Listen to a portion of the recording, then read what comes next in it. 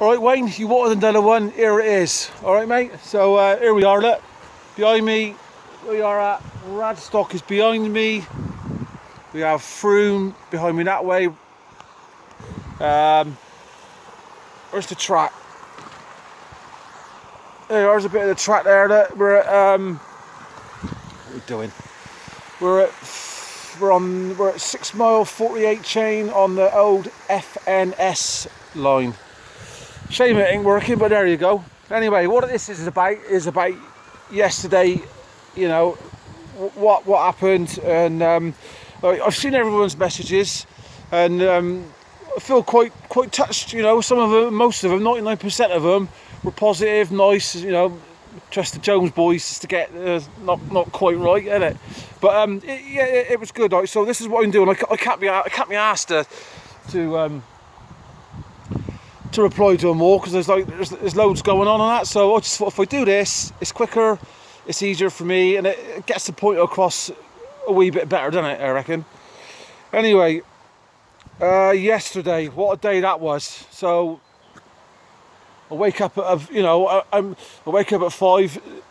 I drive into Bristol Parkway to see all my old railway mates, you know, get a couple of sponsors, have a cup of coffee, a fag, bit of a catch up, see some of the boys who I didn't see when I left, and the rest of it. So that was nice, it was good. I was quite excited about going in there and seeing them all out, you know, going back to the old workplace. It was good, like, you know, seen them all, done what I had to do. And then there was a bit, right, where me, Noddy and Dorry were up in the top cabin. We were having a laugh about this and that, football and work colleagues and all the rest of the stuff.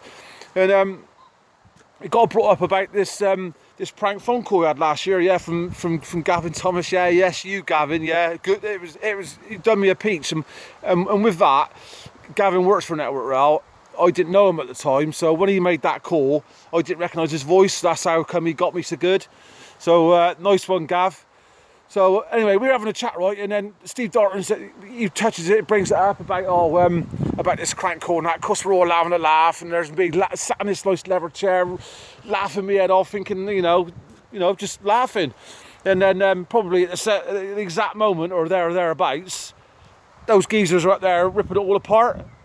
How weird is that? Or that's one word I could use, I suppose. Anyway.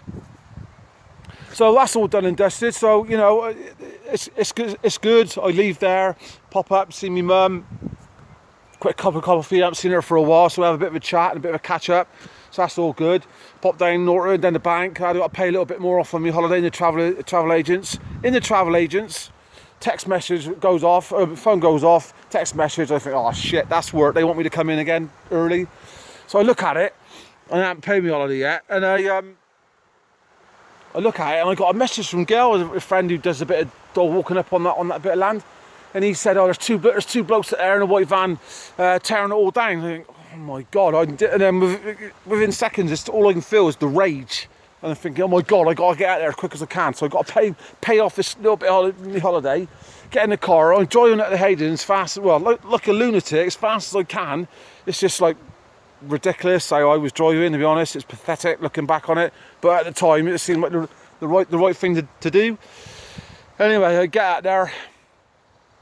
Now I'm at boiling point now, and anyway, I'm walking over, I'm stomping over, like, you know, bit of an attitude or whatever, like, you know, there's one bloke over on the far side, he's like, I can see him yanking on the post, ripping it out.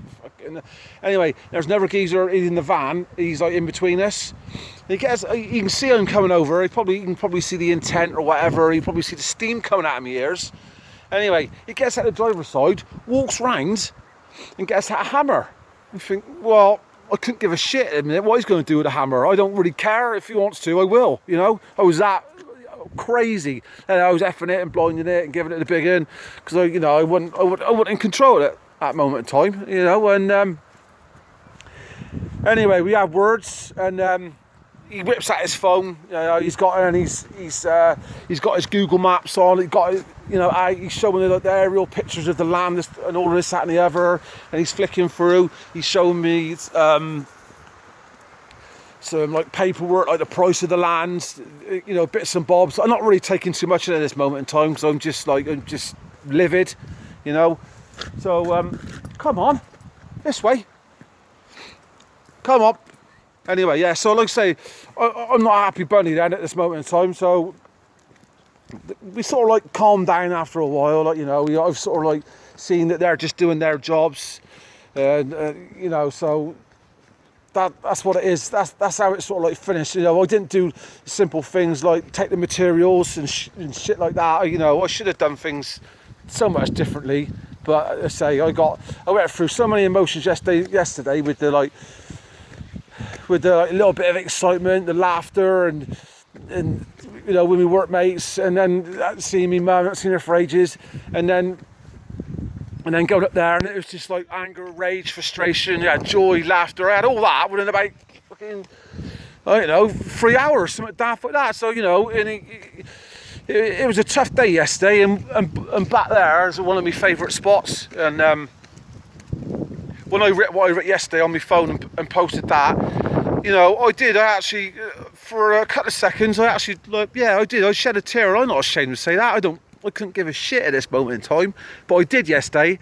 Thankfully, I'm feeling a lot better today, but yesterday was a right kick in the teeth. But there you go. You know, everyone's probably fed up of me whinging and moaning and posting pictures and all the rest of it, but still, it's no harm done, is it? I'm not doing any harm to anybody, so, you know, what's the big deal? If you don't like it, don't look at it. Anyway, so that's the way it is at the moment, right? So it's up for auction for 50 grand. There's no way I'm buying that, is there? You know, whatever. I've seen all your posts and nice, lovely gestures, comments and all the rest of it, but are not quite practical. But saying that, come here, right? Saying that, this way. You know, I will look into it. I will try and, it is private land. I will try and find out what's going on, because I suppose, oh, you've got to, eh? In a way, you've got to find out. Obviously, that bit of land's been there for 30 years, right? Or more. Stood doing nothing, idle there, doing nothing.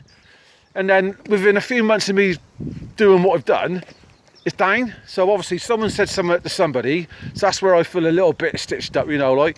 But I suppose you've got to see it from their point of view. The people that own that land are thinking, who are these cheeky buggers? What do you think they're doing on my land? You know, who knows what it could be? But that could be one of them. So you've got to see it from their point of view, which I don't want to, but you've got to. So that's fair enough. But yeah, so that's the state of play at the moment. I don't know what else to say, really. Don't you know? I think I'm just going to leave it at that, to be honest. I don't know. I'll probably think of something else I should have said just now. Yeah, so I leave it at that. I think I will, I reckon. But Wayne, right, I started with you. I'll finish with you. I'll see you Saturday football, yeah? About 4, I reckon I can make about 4-ish, right? Thanks for everyone's support and whatnot. You know, I've enjoyed it, but all good things come to an end, so they say, and this is one of them. Yeah. So I'll see you again. Take care. Stay safe. Bye for now.